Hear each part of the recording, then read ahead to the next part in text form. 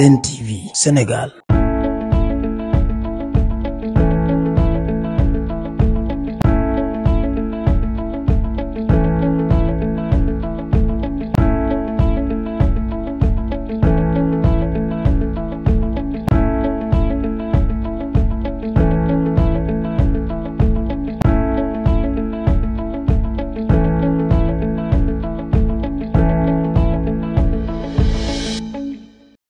asalaamaaleykum mbokku internet yu BNTV Sénégal ñu ngi leen di nuyu fu ngeen mu di nekk ci réew mi ak ci bitim réew di ñëwaat di leen présenter seen émission li ci réew mi nag dañu am tey gan goo xam ne xale la waaye nag xale bu am ambition la ndax xale la boo xam ne léppam mun ko consacré ci population de Mbao ñi nga xam ne ñoom la dëkkal ba tax na le président du mouvement docteur Aline Diop gis ko ci taxawaayam ak dynamisme am woo ko teg ko ci wetam mu ànd ak moom ñuy politique kon nag ku mel noonu buñ ko amee comme gan kon mun nañ ne tey doomu Mbao la ñu invité fii ci plateau BNTV ñu ngi invité nag koo xam ne Modou Ndoye la tudd Modou Ndoye nag boo ko waxee képp koo xam ne jeunesse de Mbao nga wala jeunesse féminine bu dëkk Mbao xam nga Modou Ndoye ci taxawaayam xam nga Modou Ndoye ci activité yoo xam ne lépp loo xam ne dafa laal Mbao mu ngi ciy dugal loxoom kon nag Modou Ndoye ñu ngi lay nuyu di la dalal jàmm ci émission li ci réew mi nga xam ne seetaan ci àdduna fépp lañ koy seetaan ci Afrique ak Europe ak diaspora bi kon nag bala ñoo sori Modou Ndoye ñu jox la nga nuyoo suñu mbokk internet yi ñu xam ne tey am nañ gan goo xam ne vraiment gan bu màgg la. waaw salaamaaleykum mbokk yi ginnaaw mu leen nuyoo. sëñ Kabe maa lay nuyu bu baax a baax di nuyu waa commune bi yëpp commune bu Mbao bi yëpp di nuyu waa Mbao gu ma jóge Grand Mbao di nuyu tamit population commune bu Mbao bi yëpp bàyyiwuma kenn ndax boo limee da ngay juum di nuyu tamit sama famille di nuyu daal ñëpp daal nga xamante ne di nga seetaan waa BNTV tamit maa ngi leen di nuyu tamit di nuyu tamit ñëpp nag bàyyiwuma kenn daal. waa jërëjëf kon léegi nañu dugg ci émission bi. léegi Modou Ndoye yow yaa ngi ànd ak docteur Aline Diop mu yore mouvement politique léegi buñ la waxoon kan mooy docteur Aline Diop lan nga ñuy wax. waaw docteur Aline Diop maa ngi koy nuyu passage bu baax a baax docteur Aline Diop mooy ki nga xam ne moom mi ngi niveau Mbao nekk ci biir commune bu Mbao nekk pharmacien tamit di liggéey ci wàllu politique tamit boole ci ak social ak lépp daal. Diop daal boo koy xool daal Diop national la daal waaw dégg nañu li nga wax léegi li ñu bëgg a xam mooy commune de Mbao ni mu bëree ay responsable politique léegi docteur Diop moom xanaa dafa mënul ànd ak politiciens yi nga xam ne dañu nekk Mbao ba mu taxawal mouvement wala dafa gis ne moom am na loo xam ne war na ko mën a liggéey ci Mbao liggéey ko ci Sénégal moo tax mu taxawal mouvement bi loolu bëggoon nañu nga leeral ñu ci. waaw docteur Diop waaw mouvement bi mu nekk docteur Diop moom dafa nekkoon ci benn parti doon liggéeyal ak kilifa na ni mouvement yaa ngi ñëw ñu ngi ñëw di associer ak moom pour liggéey ak moom waaye benn instant moom daal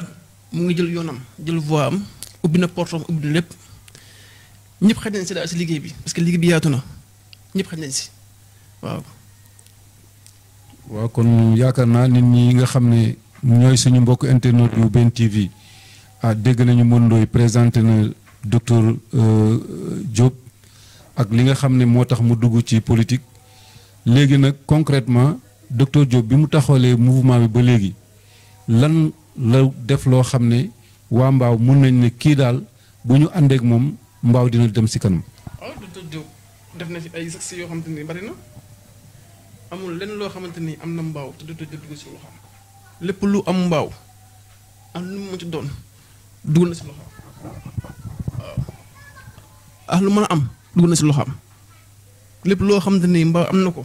te mu ngi koy def si wàllu politique ak lu mu ci doon social lu mu ci doon dootul dugg na si loxoom bu mu mujjee def dajale famille bi mu jëlee famille dafa leen ñoom ñëpp dajale leen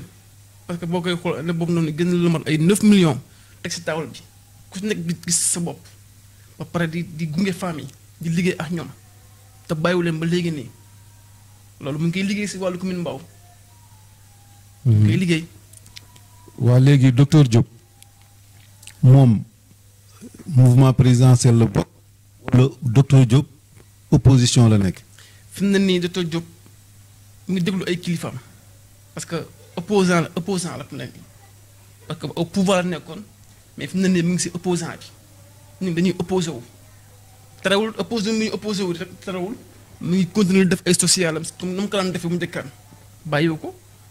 mu ngi koy def ba léegi képp koo xamante ni wóor na la dimbali lu mu la mën a dimbalee si poosam mu ngi koy def.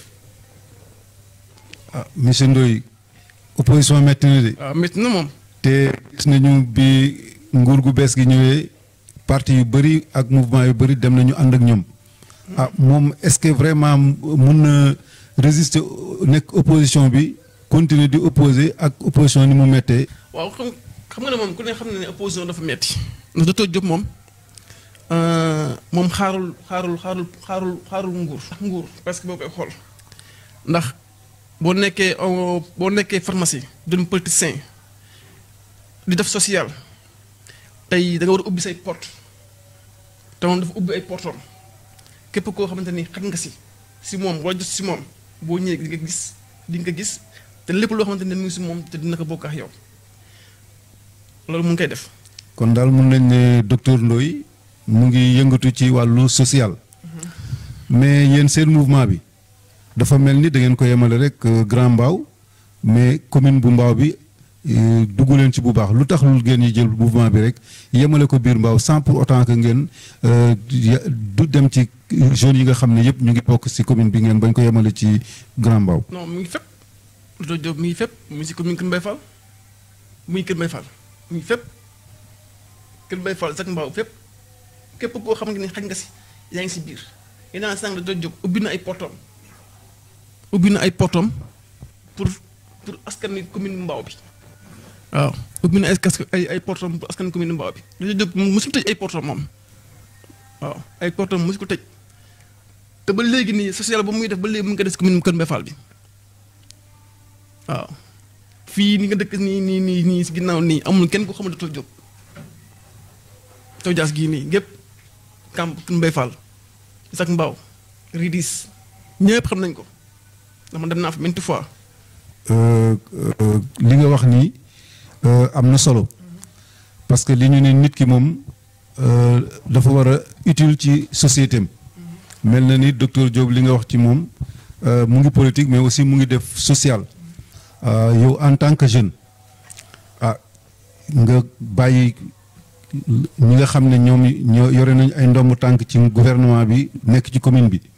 ñii nekk ay maire nga bàyyi leen dem ànd ak docteur Diop jeunesse su Mbao ban regard la ñu am ci yow ban gis-gis la jeunesse su Mbao am ci yow monsieur Ndoye. xam nga nit ki moom yaay may sa bopp loo xamante ni nit ñi mën la koy xoolee gis nga àdduna yar lu mu la mayul rek dana koy xañ nit ñi kat moomu leen nit ñi da ngay ubbi sa kanam nga uuf yaatal ku ne xaj si tey jeunesse su Mbao ak jeunesse commune Kër Mbaye Fall laay wax commune Kër Mbaye Fall ak Mbao amul fan fooy dox te xamuñu ko mën ko mooy Ndoye man ñëpp ma xam ñëpp xam nañ sama ambition xam nañ sama bëgg-bëgg ci commune bi bu baax ndax commune bi su jegee ñu la jagal ndax dañu war a ubbiwaat xol yi ndax waruñu toog rek xaar maire bi waaw jàppale maire bi wala duñ ko jàppale nangam loolu jotee jot sax fu mu toog sax moom mu ngi jàppale maire bi faf parce que moom mu ngi jël alalam comme maire bi di yónnee mu ngi jël alalam di ko boole ak moom di dimbali askan wi kon kooku bi ngi jàppale maire jàppul moom kese mi ngi jàppale maire waaw je crois que li nga wax am na solo ndax nit moom lépp lu mu am rek moo ko boppam mais exactement la jeunesse de Mbao jeunesse féminine bi ak jeunesse masculine bi est-ce que jox nañu bopp docteur Diop est-ce que vraiment mouvement bi taxawaayam dëgër na dëgg au niveau de Mbao bu baax taxaw na bu baax a baax nee naa sànq si biir wax docteur Diop bu muy tàmbali mouvement am jënd la mat ay 9 millions daal di ko séddale ay jigéenam fu ñu liggéey si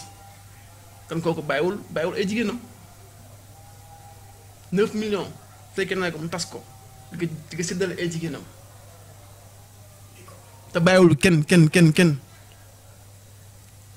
ñun ba si ñun ñii en tant que jeune mu ngi ñëw di ñu xool ba xam ne lu ñu bëgg def ak lu ñu bëggul def pour jàppale ñu si loolu bàyyiwuñu benn yoon. Docteur Diop lan mooy relation dëgg-dëgg ak actuel maire Abdou Karim Sall. waaw relation Abdou Karim Sall ñoom ñaar waaw sawa rek boo bëggee dëgg daal sawa rek moom daal ñu ngi koy jàppante ñoom ñaar waaw ñoom ñaar nag ñoo bokkoon parti waaye masuñu bu ñu dee nekk bu ñu bokkee parti masuñu ànd ci politique waaw loolu moom mën na la ko wax même bi ñu bokkee parti ñoom ñaar. masuñu ànd ci politique ñoom ñaar kon nag dafa jël sa voix di liggéey. mais gisuloo ne ñoom ñaar comme ñoom ñoo bokkoon parti bu ñu àndoon joxante loxo nekk li politique si Mbao est-ce que yaakaaroon ne su boobaa ñoom ñaar ñëpp ci la ñuy gën a am doole. waaw dana gën a am doole ñoom ñaar bu ñu àndoon dana gën a am doole bu ñu àndoon dana gën a neex dana gën a am doole waaye politique dafa nekk loo xam ne dafa fiir. am na si ñoo xamante ni duñ bëgg ñaar am na ñoo xamante ni bëgguñ ñaar ñuy ànd loolu da siy bokk da siy joué am na ñoo xamante ni bëgguñ ñaar ñuy ànd dañuy bëgg ñaar ñoo xamante ni comprendre nga buñ sañoon duñ mës a ànd loolu moo leen tere woon ànd loolu kese moo leen tere woon ànd Docteur Diop mosul bañ a ànd ak Abdou Karim Sall mosul bañ a ànd ak moom ndax Abdou Karim Sall fu mu mës a teg tànkaam fu ñu ko mës a éviter na fi Docteur Diop. man mii bu ko naa si ñuy dem saa su ne kon nag politique dafa nekk loo xamante ni maanaam nit ñi am na si ñoo xamante nit ñi pour ñu ànd pour ñu boole nit ñi ànd am na si ñoo xamante doon arrangé parce que politique moo xaw a fiir loolu moo tax. yéen seen mouvement bi am nañu ay conseil municipal si législature bi. bii passé nii.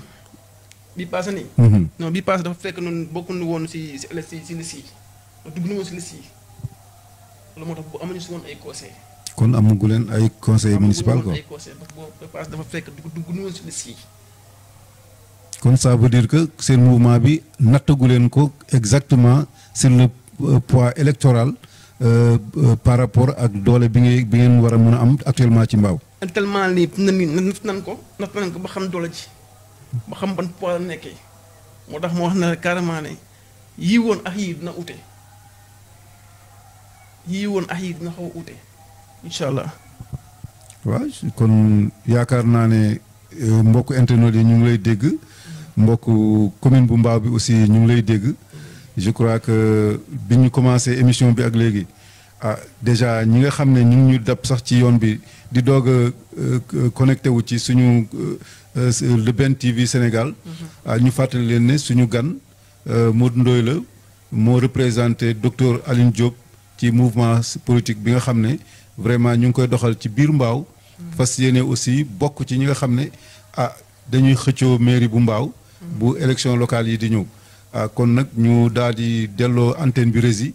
mu dugal ay publicité ba ci kanam.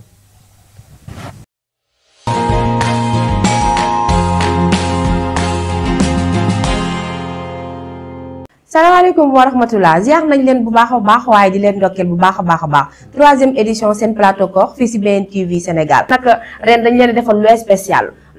di leen wax nag seen plateau koor troisième édition 2025 ñu daal di leen koy daal di indi fii si biir BN TV Sénégal. fas yéene bégal téléspectateurs yu BN TV Sénégal. fépp fu ñu mun di nekk si àddina ak diaspora bi di leen wax ne ren incha allahu rabbi seen xol dina sedd. danaa leen service commercial baa ngi noonu képp koo xam ne bëgg nga sa produit jar waaye képp koo xam ne bëgg nga wax dëgg neex yàlla li ngay jaay gars yi gis ko ñëwal seen plateau koor ñu daal di def tubarkàlla écran bi nii tegal la fi say produit waaye nag nga doon suñu sponsor plateau koor bi daal di yanj waaye nag ñu gis sa bopp waaye yow tamit nga gis sa bopp fii si plateau koor BNTV Sénégal nee naa leen nag wax acca bandanos baa ngi noonu nee naa leen nag rombati rëccu la waaye boo dëgg-dëgg boo yéexee da ngay daal di ñàkk plateau koor BNTV Sénégal seen soxla suñu yittee. asalaamaaleykum mbokk yi xarit yi lu neex lu dàq neex lan moo neex foofu seen café gi nga xam te ni nag nee naa ko muy café Touba cant gi di première qualité café Touba cant gi moom moo neex foofu ay ca 100% naturel 100% inspiration soo bëggee naan café Touba nag ba mel ni yaa nga biir Touba jëfandikoo café Touba cant gi doo ko rëcc benn yoon ndax cafka rek la acca ay ca boo ko bëggee nag mën ngaa ñëw fee ci suñu siège ci diwaanu Kër Mbay Fall wala nga woote suñu numéro commercial nga nekk ci Afrique wala lu ko wër bëgg ci café Touba cant gi mën nga ñëwoo ci suñu numéro commercial di 77 234 55 52 ñu dil la ko foo mënta nekk incha allah ci kàttanu yàlla ak mbaaxam mën ngaa woote kon ci 77 234 55 52 77 234 55 52 bu la bëgg ci quantité rek boo ko bëggee boo woowee Adja mu daal lay indil kon café Touba cant gi café yu neex rek ngay naan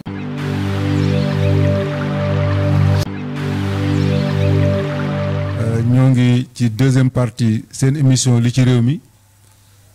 mi nag tey comme ni ngeen ko waxee ci bi ñuy doog a commencé ñu ngi am suñu gan Mour Ndoye mu représenté fii mouvement politique boo xam ne docteur Aline Diop moo ko jiite nekk fii ci Mbao moom nag mu nekk koo xam ne mooy loxo ndeyjooru docteur Aline Diop ndax nekk xale aussi teewul nekk responsable nekk xale teewul xam li nga bëgg nekk xale teewul bëgg aussi defar sa gox bi nga dëkk ba tax na mu xool ne responsable politique yi fi nekk yëpp docteur Aline Diop moo ko ci doy mu dem jox ko loxo ànd ak moom kooku la ñu am tey fii gan ci suñu émission li ci réew mi di leen wax ne nag li ci réew mi ki leen koy présenté mooy seen xarit seen doomu ndey Omar Guissé ànd ci nag ci caméra bi ak le DG Bàcc Massamba di nuyuwaat askanu Sénégal yi nekk ci biir réew mi ak yi nekk ci bitim réew di leen wax ne li ci réew mi képp koo xam ne yaa ngi nekk ci benn activité muy politique muy culture muy artisanat ak lu mu di doon rek boo contacter numéro téléphone bi nga xam ne moom moo nekk ci écran bi boo ñu wooyee jox ñu say coordonnées incha allah rabbi nañ la invité fii ci plateau bi parce que li ci réew mi waa réew mi rek ñoo ko tax a jóg. kon ñu dellu siwaat ci monsieur Ndoye sànq ñu ngi woon ci lan mooy seen mouvement bi ak lu tax docteur Ndoye taxawal mouvement fi mu nekk nii nag deuxième partie bi dañuy dem ci perspective bi maanaam seen mouvement bi fan la bëgg a jëm ak vraiment lan la am ambition pour def ko ci commune de Mbao ak Sénégal dans le cadre général. waaw suñu mouvement bi am nañ si ay ambition yoo xamante ne maanaam pour liggéeyal si biir commune bi parce que boo koy xool ñëpp xaj nañ si daal daanaka si bu ma ko gisee sama kilifa da jóg moom tout le temps loolu ma expliqué nan la ñuy def bu gën a taxawaat ba gën a dajale jigéen ñi pour bon leen nan la ñuy def bés ku si nekk mën a demal sa bopp te doo xaar keneen ak keneen waaw loolu moom tout le temps da siy nekk di si wax ak man te incha allah loolu ñu ngi si te bàyyi ñu ko benn yoon nit waaw docteur Diop ndax tey moom mu ngi ci opposition bi mais bi ci par rapport ak compétence yi moom ak taxawaay bi mu taxaw est-ce que tey président de la république wala premier ministre buñ ko woowoon ne ko na ñëw ànd ak ñoom ñu liggéey ndax pare na pour fekki leen. waaw loolu moom docteur Diop foofu noonu am na fa place ndax li nekk si moom bari na am na ay qualité yoo xamante ni maanaam jàng na xam na nit am na capacité boo xamante ni mën na nekk si biir gouvernement boobu noonu quoi pour liggéey ak ñoom yow tam moo wax loolu maanaam docteur Diop dafa nekk nit koo xamante ni moom nga muy sonn si nit si boppam moom mosul gis nit moo ko gënal parce que moom nit ñi moo tax muy sonn wante bu doon moom kese la kon tëdd na këram waaw mais nit ñi moo tax muy sonn wante parti bu bees bii nii parti Pastef bu bees bii nii boo koy xool dëgg yàlla Docteur Diop am na fa place. waaw am na fa place waaw léegi nag moom mouvement la yore ndax am na ambition taxawal parti politique ndax képp koo xam ne yor nga mouvement yaakaar naa taxawal parti politique moo nekk ci sa xel ndax moom actuellement dafay yem mouvement bi kese wala moom dafa envisager taxawal parti politique ndax nag Sénégal yëpp mun ko xam. waaw loolu moom loolu parti boobu nga wax noonu parti boppam boobu nga wax noonu loolu nekk guñ si ndax fu mu ne nii mu ngi ko kale si mouvement bi ngir jàppale askanu Mbao bi commune Mbao bi si la nekk waaye bis bu ñu tolloo si parti boppam pour jëmale boppam loolu bis bu tolloo nañ ko def mais tollooguñ foofu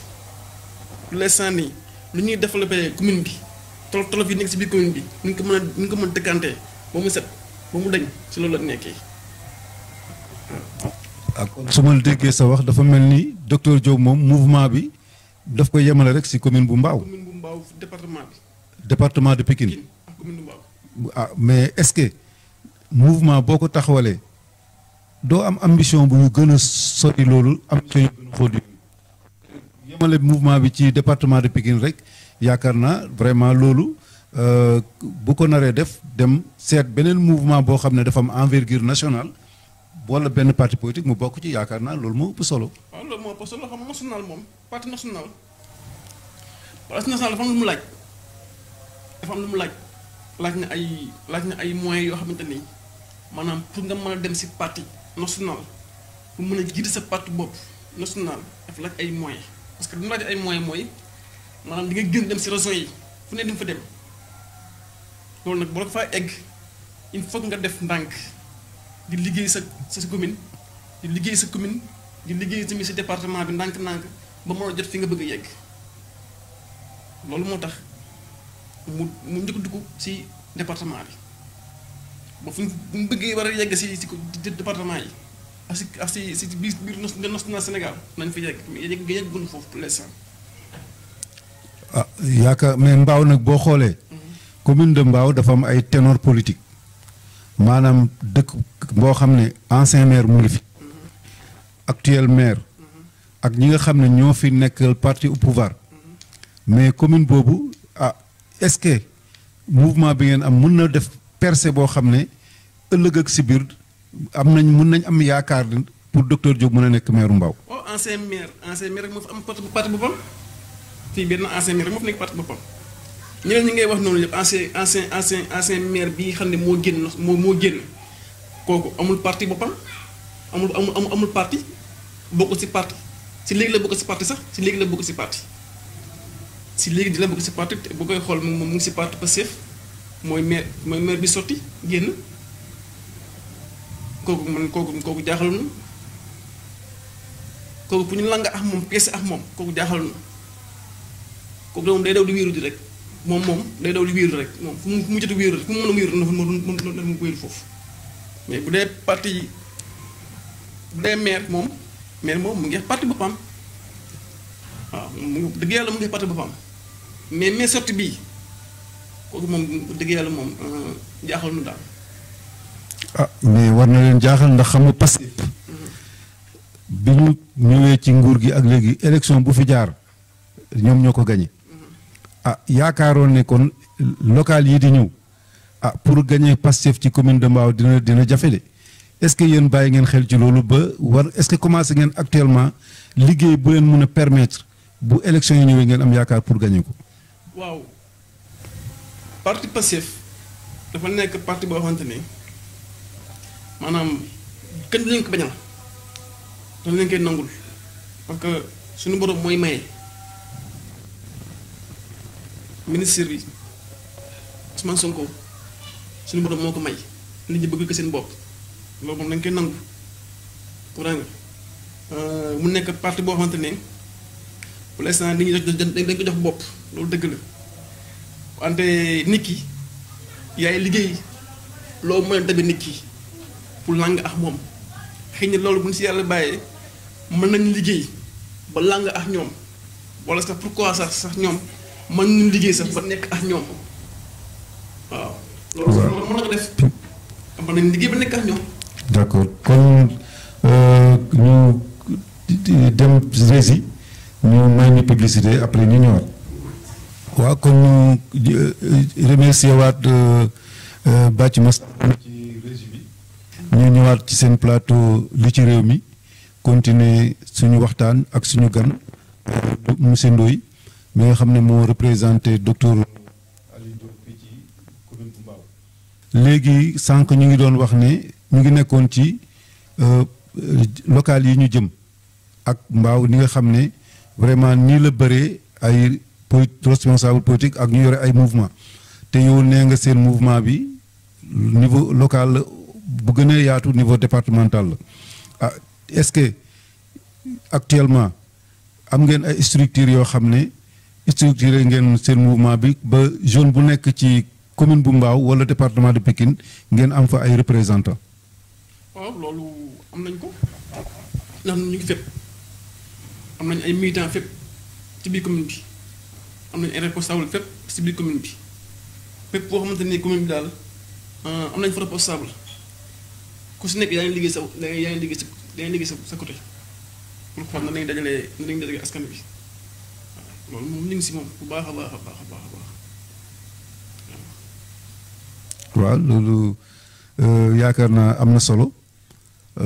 léegi nag ñu ngi jëm nag léegi ci lan mooy projet de société seen mouvement bi maanaam ci wàllu social wax nga ko sànq wàllu développement maanaam wàllu yokkute maanaam mouvement bi nga xam ne moom la docteur Diop yore tey buñ ko joxoon commune de Mbao lan la yaakaar ne dina ko fi def lu bokkul ak li nga xam ne ñi fi nekkoon moom lañ doon def. waaw man am naa si moom yaakaar bu baax ndax lépp na li may ànd ak moom rek moo tax may wax si moom lëwante nii maanaam dama koy tey daal am naa si moom yaakaar bu baax ndax nit ñi boo nekkee moom di nga xam waaw man xam naa ko xam naa moom mooy kan xam naa ambition yu mu yor xam naa tamit bëgg-bëggam si commune bi xam naa tamit jàppale bi muy jàppale askan wi si biir commune bi Mbao ak Kër Mbaye Fall Zac Mbao Petit Mbao fépp moo ci doon waaw loolu moom mu ngi koy def bu baax a baax a baax a baax. moom docteur Diop moom li muy def ci propre moyen la koy defee wala dafa am ñoo xam ne ñoo koy jàppale ci li nga xam ne moom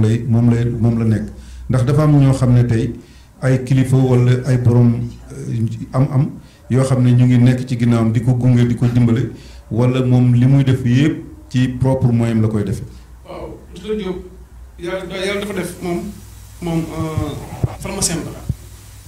pharmacien la nekk si pharmacien suñu borom dimbali ko avant muy nekk ci gouvernement muy def ay social am moom xaaru woon sa gouvernement bi di ko dab du ko fekk si social am fekk si liggéeyam jël ko si liggéeyam andi ko si biir gouvernement bi mu mën a couvrir askan wi mën a dimbali askan wi mais moom xaarul woon gouvernement xaarul woon kenn ndax moom pharmacien la yàgg am lu muy am nag bu yàgg du tey boobu moo tax li nekk si moom mu koy dimbali ak askan wi xaarul politicien boo xamante ne ngay dem topp da ngay dem ci parti ànd ak sa kilifa nga dem kooku dimbali la si ay moyens nga ñëw bokk kaas askan déedéet du tëj pharmacien la boo xam ne dafa nekk di liggéey si pharmacien suñu borom may ko moom muy dimbali nit ñi social moom ku ko xam social nga xamee te dafa yàgg si moom parti daf ko dab. waaw yaakaar naa li nga wax suñu mbokku internet bi dégg nañu ko ba ñu ngi gën a xam aussi kan mooy docteur Diop ak lan mooy ay ambition ci wàllu commune de Mbao xam nga nag ku wax Mbao wax inondation ku wax mbaaw wax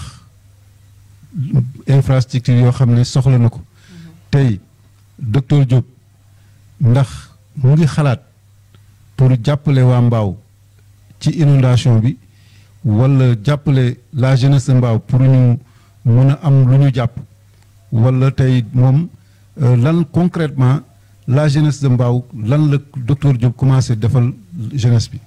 waaw li naa la sànq docteur Diop xaarul sax ñu koy woo moom si wàllu jeunesse bi xaaral ñu ko si woo wàllu jeunesse bi maanaam boo koy xool si ASC yëpp ñuy def football nawetaan ak ñëpp amul benn ASC bu docteur Diop jël bal ak moyo yóbbul la ko yéen la ba si Kër Mbaye Fall gii andi na fi moyo ak bal indi na fi ay moyens indi na fi lépp ba si mbootaay Kër Mbaye Fall gii yéen la man Kër Mbaye Fall am kenn ku ma xamul Kër Mbaye Fall man amul kenn ku ma xamul ndax moom yónni na ma Kër Mbaye Fall fu ne si commune bi bàyyul benn ASC bàyyi ko képp koo xamante ni mën na la dimbali si moyen de boppam jël ko jël dimbali si moyen de boppam xaarul kenn si ASC yëpp nag wàllu inondation bi nga wax noonu sànq école yi xaaru fi kenn école yeex ndox fu mu am yëpp fu taataa mu am boo ko si oowee bu amee essence dina la ñëw dimbali si ndox mu fexe ndox évacué dem yoonam tout le temps mu ko doon def bàyyiwul ko ndax man ànd naa si moom bu tàyyi ndax man ma bokk naa si ñi koy xam ne maa koy xëcc ñu ànd si fa dem foofu noonu dimbali ñooñu waaw ñu ngi fàttali suñu mbokku internet yi ñoo ngi suivre toujours seen émission li ci réew mi ñu am gan Mamadou Ndoye mi nga xam ne moo nekk ak docteur Alioune Diop mi nga xam ne vraiment mu ngi def comme ni ñu ko waxee ay social mu ngi jàppale askanu mbaaw ci ASC yi leen jàppale ci wàllu inondation bu ñu amee inondation mu ngi aussi clinique am di ci jàppale ay nit ci wàllu social loolu am na solo léegi nag yow en tant que jeune yow lan mooy war a nekk tey taxawaayu jeunesse par rapport ak commune bi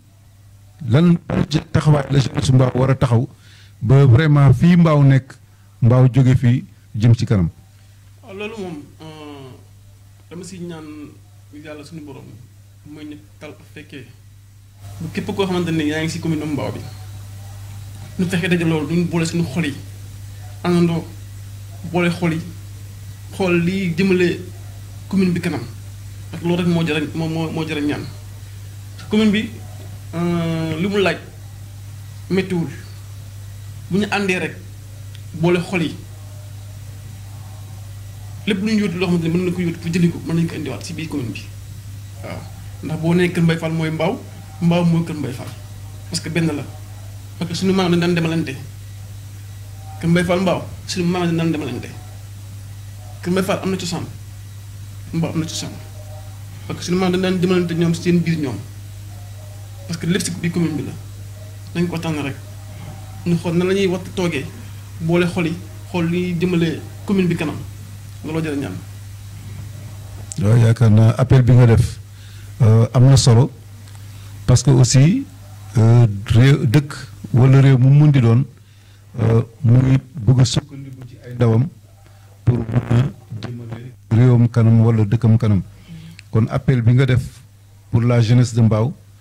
je crois que appel bu am solo la ndax d'accord politique dëgg la wante nag dafa am loo xam ne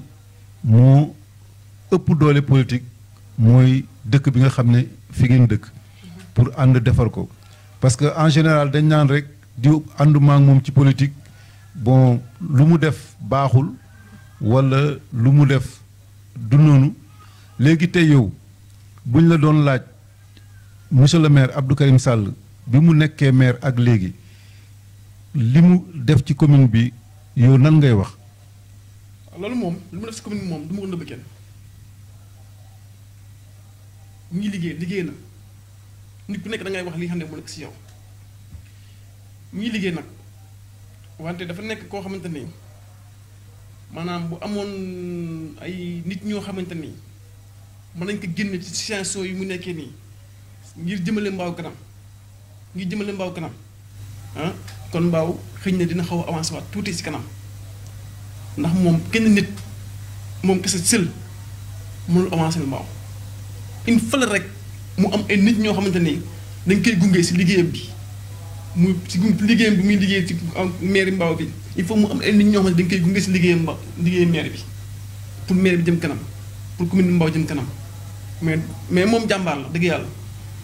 du mën la du jàmbaar maanaam jàmbaar la waaw ndax bu ñu amoon ci maire yi weesu bu ñu ko njëkkoon am ci maire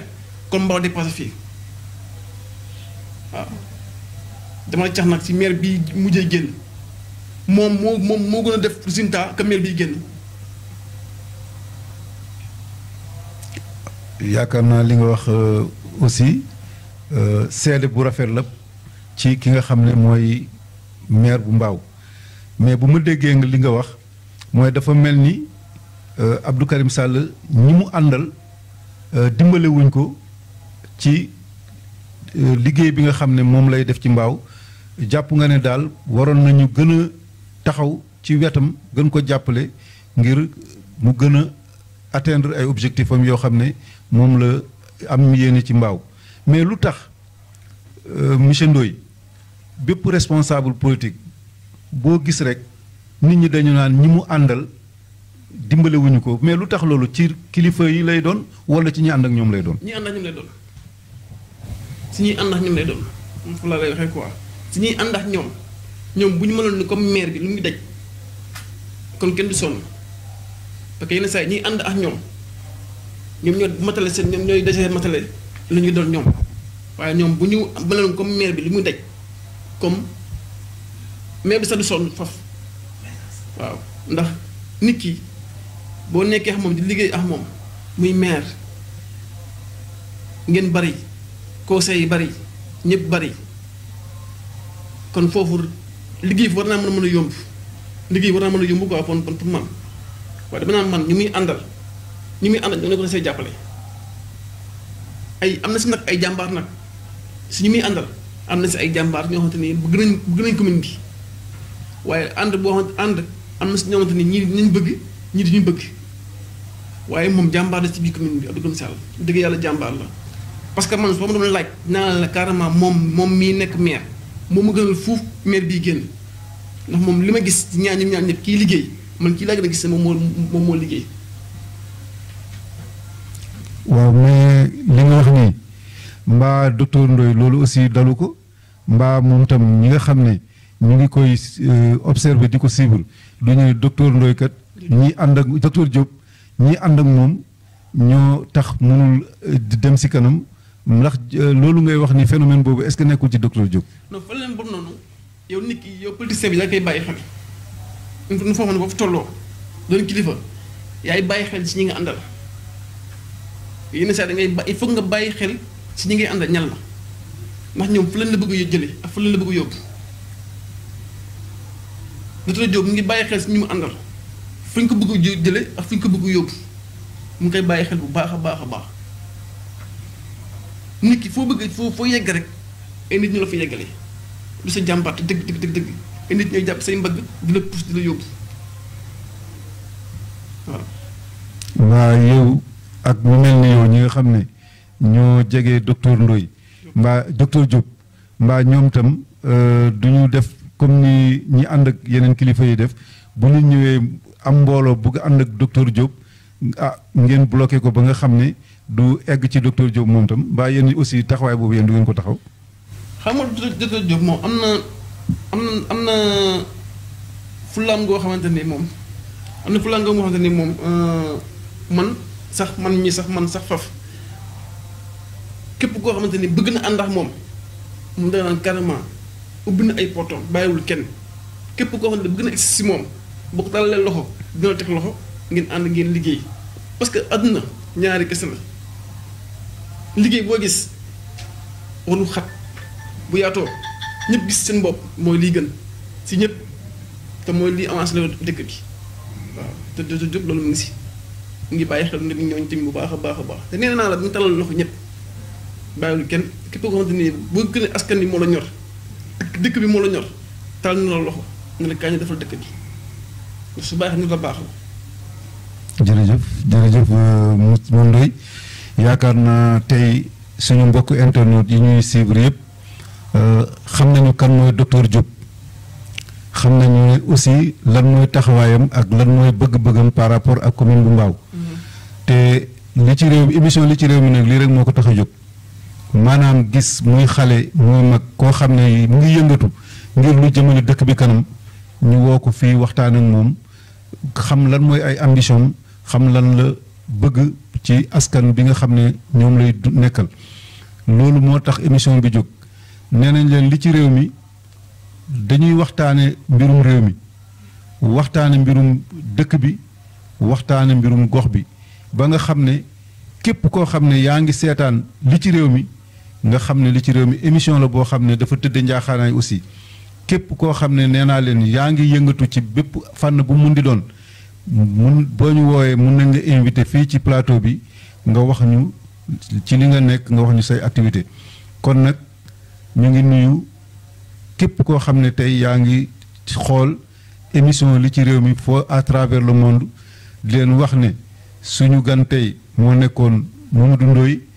ñu jox ko kàddu bi mu tàggatoo ñu daal di delloo antenne bi rési ba beneen yoon. waaw ginnaaw loolu maa leen di sant bu baax a baax a baax di sant waa commune bu Mbao yëpp di sant commune Kër Mbaye Fall bi yëpp ndax boo nee commune bu Mbao mooy commune bi yëpp daal di sant sama famille bu baax a baax a baax a baax di santaat tamit waa Mbao bu baax a baax a baax a baax di santaat